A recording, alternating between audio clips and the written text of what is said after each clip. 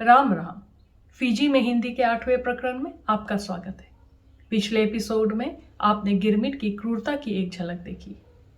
आज कहानी आगे बढ़ाते हैं, पर उससे पहले इतिहास में थोड़ा सा पीछे चलते हैं, यह समझने के लिए कि फिजी में गिरमिट क्यों शुरू किया गया।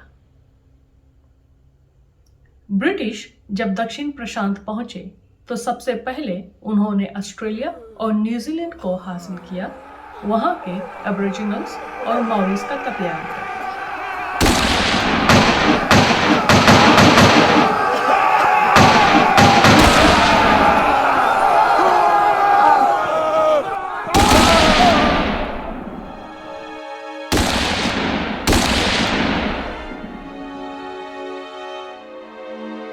फिजी में उसने कत्लेआम का तरीका नहीं अपनाया, क्योंकि यहाँ के आदिम निवासी युद्ध में माहिर थे और फिजी की ऊबड़ खाबड़ धरती, जंगल, पहाड़ में उनसे लड़ने का मतलब था जान और माल दोनों का भारी नुकसान।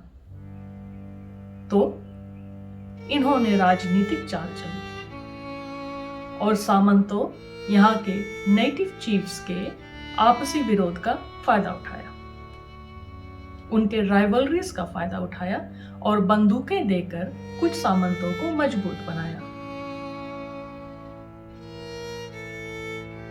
और फिर बंदूकों के बदले जमीन लेना शुरू कर दिया। थर्स्टन भी, जो आगे चलकर फिजी का गवर्नर बनता है, ने बंदूकों के बदले जमीन ली। उसका कहना था कि कुछ 1 दर्जन बंदूकों के बदले में भारी जमीन ली जा सकती है। इस ढंग से गोरों के हाथ में 8,800,000 एकड़ जमीन आ गई, जिसमें से 4,400,000 एकड़ फिजी की बेहतरीन जमीनों में से थी। इसके बाद और चाल चले गए और अंत में तुई द कंबाऊ ने फिजी को ब्रिटिश के हाथ सौंप दिया। जमीन मिल गई, देश भी मिल गया, अब इसको चलाना था। बड़ी कंपनियां फिजी में चीनी के मिल खोलने को तैयार थी, पर उनकी एक शर्त थी कि मजदूरों का पूरा प्रबंध हो। इन्होंने आदिम निवासियों से काम लेना चाहा, पर सफलता नहीं मिली। फिर सीएसआर ने 587 आइलैंडर्स को मजदूर के रूप में रखा, जिसमें से 220 6 महीने के अंदर ही खत्म हो गए। तब फिजी के पहले गवर्नर सर आर्थर गॉर्डन ने ट्रिनिडाड और मॉरिशस की तरह फिजी में गिरमिट को शुरू करने का प्रबंध किया और भारत से गिरमिटियां मंगाई जा रही और 1879 से गिरमिटियां लाई जाने लगी। ब्रिटिश ने आदिम निवासी सामंतों को अपने हाथ में रखा और सामंतों ने अपने लोगों को संभाला। गॉर्डन का कहना था, जब तक आदिम निवासियों की संख्या यूरोपियन से अधिक है, 1 के मुकाबले 100 है, इन्हीं सामंतों के द्वारा यह देश शांति से, बिना बहुत खर्च के और आसानी से चलाया जा सकेगा। यदि इनको पद और रोजगार से हटा दिया गया तो यह असंभव नहीं कि यही विनम्र और कामगर हथियार, अगर खतरा नहीं तो हमेशा के लिए झंझट का कारण बन जाएंगे। फिजी में मजदूरों की कमी ना हो, इसलिए भारत से लगातार गिरमिटियों का मंगवाया जाना चलता रहा। साथ ही 5 साल बाद गिरमिट खत्म होने पर उन्हें यहीं रोकने की कोशिश की जाती। इसलिए फिजी में 10 साल रहकर काम करने के बाद ही सरकार उनके वापस लौटने का किराया भरती। उनका यह भी सोचना था कि 10 साल बहुत लंबा समय होता है, इसलिए शायद ये यहीं रुक जाए, जो सरकार चाहती थी। गिरमिट खत्म होने पर कंपनी इनको दोबारा 5 साल का गिरमिट अपनाने पर इनाम के रूप में पैसे देने की बात रखती, पर बहुत कम लोग तैयार होते। फिजी में काम के उपाय बहुत नहीं थे। ज्यादातर लोग या तो खेती करते या कैजुअल लेबर के रूप में कंपनी के खेतों, मिलों में काम करते, पीडब्ल्यूडी में काम करते या घूम घूम कर सामान बेचते, छोटा मोटा दुकान आदि खोल लेते या कारपेंटरी आदि का काम करते। दूर दराज के इलाकों में जैसे कि लंबासा, बा, ताबुआ, राकी राकी आदि इलाकों में काम के उपाय बहुत कम होने के कारण कंपनी इनको दोबारा गिरमिट काटने पर मजबूर करती, नहीं तो काम नहीं देती। अरे भैया, हम तो बड़ा मुश्किल से 5 साल काट पावा, एक और 5 साल कैसे कटी हे राम। भैया लोगन, अगर हम बिजही में मर गवा तो हमारे लड़कवन के ख्याल रखी। बहुत गरीबी के कारण मजबूरन कुछ लोगों ने दोबारा गिरमिट काटना स्वीकार किया। जो कुछ और काम कर सके तो अच्छा था, और जो वहां से निकल सके वे नावुआ आदि इलाकों में आकर खेती करने लगे। अपने एपिसोड्स में हमने कई बार स्वतंत्र गिरमिटिया शब्द का प्रयोग किया है। स्वतंत्र यानी फ्री, स्वतंत्र गिरमिटिया यानी फ्री गिरमिटिया। वो गिरमिटिया जिन्होंने अपना 5 साल का गिरमिट खत्म कर लिया और अब वे स्वतंत्र थे। पर क्या वे सच में स्वतंत्र थे? क्या उन्हें वो अधिकार, वो राइट्स प्राप्त थे जो आम नागरिकों को मिलता है? हम आपको कुछ उदाहरण देते हैं, आप खुद ही इस पर विचार करिए। कंपनी गन्ने के दाम में भी काफ़ी भेदभाव करती थी। गोरे प्लांटर्स लोगों को 14 शिलिंग प्रति टन और हम लोगों को केवल 9 शिलिंग प्रति टन मिलता था। यदि कंपनी कहती गन्ना खराब है और रस कम निकला तो क्या करें, मान लेना पड़ता। उसका और भी कम दाम मिलता हम लोगों को। लाचारी है, कोई दूसरी कंपनी भी नहीं है जो हमारा गन्ना खरीद सके। हम तो बेबस हैं। और एक बात तो है, हम गिरमिटिया है बड़े मेहनती। जिस काम को भी करते हैं बड़ी दृढ़ता और लगनता के साथ करते हैं।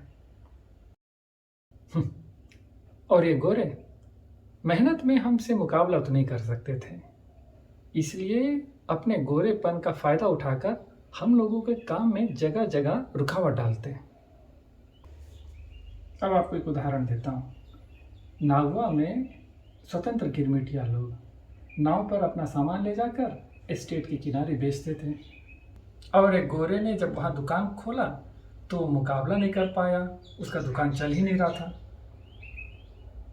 तो उसने क्या किया, एस्टेट के मैनेजर से कहकर तमाम नावों को वहाँ से हटवा दिया। फिर क्या था, ये बेचारे ऐसे ही अपने काम से हाथ धो गए। पंडित तोताराम सनाडे ने कुछ और जानकारी भी दी, जैसे कि स्वतंत्र गिरमिटियों के लिए अस्पताल की कोई खास व्यवस्था नहीं थी। यदि उनको अस्पताल जाना पड़े तो पहले इमिग्रेशन ऑफिस में जाकर 2 शिलिंग प्रतिदिन, 2 शिलिंग्स पर डे के हिसाब से पैसा जमा करना पड़ता। गोरों को भारतीयों के काले रंग से घृणा थी, नफरत थी। मजेदार बात तो यह कि गन्ने में मिठास इन्हीं काले रंग के लोगों के खून पसीने से आती थी। पूरा पैसा देने पर भी स्टीमर में इन्हें तीसरे दर्जे में सफर करने को मिलता और वहां बैठने को दिया जाता जहां सुअर आदि जानवर रखे जाते। इनके हाथ से लिया कागज चिमटा से पकड़ते और गंधक सल्फर का धुआं देते कि कहीं उनको कोई बीमारी न लग जाए। गिरमिटिया कंपनी के ऑफिस में नहीं जा सकते थे, यदि जाते तो धक्के मारकर निकाल दिए जाते। और एजुकेशन, शिक्षा, इसे तो पूरी तरह नजरअंदाज किया गया था। एजुकेशन को इंडियंस वाज कंप्लीटली नेग्लेक्टेड। आप यह बात जरूर मानेंगे कि फिजी के भारतीयों में शिक्षा, एजुकेशन का बहुत महत्वपूर्ण स्थान है, बहुत इंपॉर्टेंट स्थान है। और बहुत लोग यह भी जानते हैं कि माँ बाप भले ही पढ़े लिखे नहीं थे, अपने बच्चों को पढ़ाना जैसे उनके जीवन का एक मुख्य उद्देश्य होता था, एक इम्पोर्टेंट एम होता था। यह शिक्षा हम भारतीयों को आसानी से नहीं मिली। रेवरेंड जॉन बर्टन ने अपनी पुस्तक फिजी ऑफ टुडे में बताया कि बच्चों को दिन भर भटकने के लिए छोड़ दिया जाता, इनके लिए शिक्षा का कोई अधिकार नहीं था, और जैसे ही 12 साल के हुए कि उनको भी काम पर जाना पड़ता। C.F. एंड्रयूज और W.W. पियर्सन ने अपने report indentured labour in Fiji में कहा कि फिजी सरकार का भारतीयों की शिक्षा के लिए पूर्ण उपेक्षा का व्यवहार रहा है। 1886 में जब 12 बच्चों ने सुवा कॉमन स्कूल, जो अब सुवा ग्रामर स्कूल के नाम से जाना जाता है, में जाकर पढ़ना चाहा, तो उन्हें दाखिला एडमिशन नहीं दी गई। उस समय के गवर्नर थे सर जॉन बेट्स थर्स्टन, और उनके सामने यह बात रखी गई तो उन्होंने कहा, यह भारतीय सिर्फ काम करने के लिए है, इनको यहाँ लाने का कारण सिर्फ एक है, वह है मजदूरी और कुछ नहीं। ये थर्स्टन वही है जिनके सम्मान में सुवा बोटेनिकल गार्डन का नाम थर्स्टन गार्डन रखा गया। CSR कंपनी वाले कहते थे कि यदि ये भारतीय पढ़ लिख गए तो मजदूरी के काम के ना रहेंगे। और किसी गोरे ने कहा कि मैं इस बात को सहन भी नहीं कर सकता कि मेरे बच्चे पब्लिक स्कूल में किसी कूली के बच्चे के साथ पढ़ने के लिए बैठे। भारतीयों में स्वयं सेवा, सेल्फ हेल्प, अपनी मदद खुद करो की भावना शुरू से थी। गिरमिट काल में आए कुछ साधारण पढ़े लिखे लोग, जिनमें कुछ महिलाएं भी थी, बच्चों को पढ़ाते, किसी पेड़ के नीचे, झोपड़ी में, अस्तबल में, जहां जगह मिल जाए, और शिक्षा की लौ जलाए रखते। कुछ स्वतंत्र गिरमिटियों ने छोटे मोटे स्कूल भी खोले, और शिक्षक न होने के कारण कुछ स्कूल बंद भी हो गए, पर इनकी कोशिश बनी रही। देश में कुछ ईसाई मिशन स्कूल भी खोले गए, पर धर्म परिवर्तन के जोर के कारण भारतीय अपने बच्चों को वहां भेजना नहीं चाहते। 1910 में पंडित तोताराम सनाडे ने एक पिटीशन तैयार किया भारतीयों की शिक्षा के लिए, और सुवा रेवा क्षेत्र के लगभग 200 भारतीयों से उसमें हस्ताक्षर लिए और सरकार को दिया। इसका तुरंत कोई असर नहीं हुआ, पर भारतीयों की ओर से शिक्षा की मांग की एक बीज जरूर डल गई। 1918 में आर्य समाज ने पहला बड़ा प्राइमरी स्कूल खोला सवेनी लोतोका में, और नाम रखा गुरुकुल प्राइमरी स्कूल। यह तय हुआ था कि वितिलेवु के जिस ओर से ज्यादा धन इकट्ठा होगा उसी ओर यह स्कूल खोला जाएगा। आगे चलकर और भी धार्मिक और सामाजिक संस्थाओं ने स्कूल खोले और भारतीय तथा अन्य बच्चों के लिए शिक्षा की व्यवस्था की। इन स्कूलों के पीछे इतिहास है, संघर्ष है, मेहनत है, और उससे बड़ी बात वह महान भावना कि हमारे देश के बच्चे पढ़े लिखे उन्नति करें। कोई भी बच्चा चाहे जिस जाति धर्म का हो, जिस भी रंग का हो, शिक्षा से वंचित न रहे। 1919 में 40 साल बाद सरकार ने पहला भारतीय प्राइमरी स्कूल खोला, नतंबुआ प्राइमरी स्कूल। अब तक एक पूरी पीढ़ी, एक पूरा जेनरेशन शिक्षा से वंचित रह गया था। ऐसा नहीं कि उनमें अचानक भारतीयों के लिए कोई प्रेम जाग गया हो या बच्चों की उन्नति का कोई ख्याल आया हो। वह इसलिए कि 1917 में गिरमिटियों का लाया जाना अस्थायी रूप से, टेम्पररी रूप से बंद कर दिया गया था, उसे सस्पेंड कर दिया गया था, और फिजी सरकार पूरी कोशिश में लगी हुई थी कि यह फिर से शुरू हो सके। और उसके लिए यह दिखाना जरूरी था कि सरकार भारतीयों का ख्याल रखती है। फिजी में 10 वर्ष पूरा करने के बाद बड़ी संख्या में भारतीय लौट रहे थे और उनके साथ उनके बच्चे भी, जो भविष्य के मजदूर होते। यदि हम 1892 के रिपेट्रिएशन रजिस्टर को देखें, जो लौटने वालों की पहली बैच थी, तो उनकी उम्र कमासुत उम्र थी, प्रोडक्टिव एज, जिनकी सरकार को जरूरत थी। सरकार यह मानती थी कि देश का आर्थिक भविष्य, इकोनॉमिक फ्यूचर, इन गिरमिटियों पर निर्भर था। देश को हर साल कम से कम 3000 मजदूरों की जरूरत थी। इसलिए जो गिरमिटियां लौटे नहीं थे, उनको रोकने की कोशिश सरकार और CSR कंपनी करने लगी। 1926 के एक रिपोर्ट के अनुसार उस समय 14,000 बच्चों में से केवल 2,485 बच्चे ही स्कूल जाते थे। इनमें 333 लड़कियां थी। 1928 के एक आंकड़े के अनुसार सरकार का खर्च बच्चों के लिए कुछ इस प्रकार था।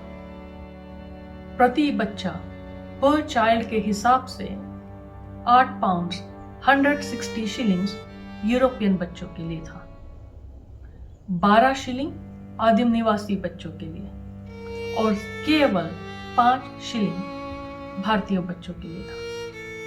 सरकार ने भारतीय बच्चों के लिए पहला हाई स्कूल खोला जाकर 1930 में, प्राइमरी स्कूल के खोलने के 11 साल बाद। और जब रामकृष्ण मिशन की ओर से स्वामी रुद्रानंद ने पहला गैर सरकारी हाई स्कूल खोलना चाहा, तो सरकार ने रोक लगाया। फिर भी स्वामी रुद्रानंद, एडवोकेट एडी पटेल और साधु कुप्पू स्वामी के लगातार प्रयासों से 1949 में पहला गैर सरकारी भारतीय हाई स्कूल खोला गया नांदी में, और स्कूल का नाम रखा श्री विवेकानंद हाई स्कूल। इसके कारण कई बच्चों को आगे पढ़ने के बाद विदेश जाकर ऊंची शिक्षा पाने का भी मौका मिला। इस स्कूल का नाम आगे चलकर स्वामी विवेकानंद कॉलेज रखा गया और आज फिजी के सर्वश्रेष्ठ स्कूलों में से एक है।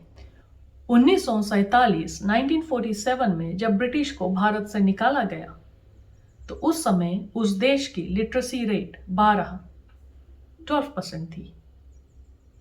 फिजी में यदि भारतीय अपनी ताकत पर शिक्षा और स्कूलों की व्यवस्था नहीं करते, तो 1970 तक फिजी की आजादी तक लिटरेसी रेट क्या होती, आप खुद ही सोच सकते हैं। CSR कंपनी ने भारतीयों की बदौलत फिजी में भारी कमाई की। डॉक्टर वदन नारसी के अनुसार सुपर प्रॉफिट्स बनाए और ऑस्ट्रेलिया ले गए, पर भारतीय बच्चों की शिक्षा के लिए कुछ नहीं कर पाए। खैर, जो कमाई का भी पूरा पैसा नहीं दे पाते थे, उनके बारे में क्या कहें। कंपनी ने मोलासस निर्यात करके, एक्सपोर्ट करके भी भारी पैसा कमाया, पर भारतीय किसानों को कुछ नहीं मिलता। अब चलते हैं वापस 1910 में, जहां पंडित तोताराम सनाढे ने एक और पिटीशन तैयार किया, जिसमें उन्होंने भारतीयों का कम से कम एक प्रतिनिधि लेजिस्लेटिव काउंसिल में होने की मांग की।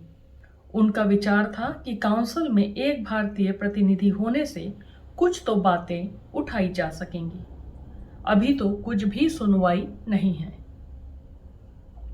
यह प्रस्ताव भी सरकार ने किनारे कर दिया, पर भारतीयों में इसकी जरूरत की बात जम गई और भविष्य में वे इसकी मांग फिर करते हैं। पंडित तोताराम सनाढे हार मानने वाले लोगों में से नहीं थे और 1911 में वे एक ऐतिहासिक कदम उठाते हैं। वह कौन सा कदम था, जानने के लिए हमारे अगले एपिसोड का इंतजार जरूर करिए।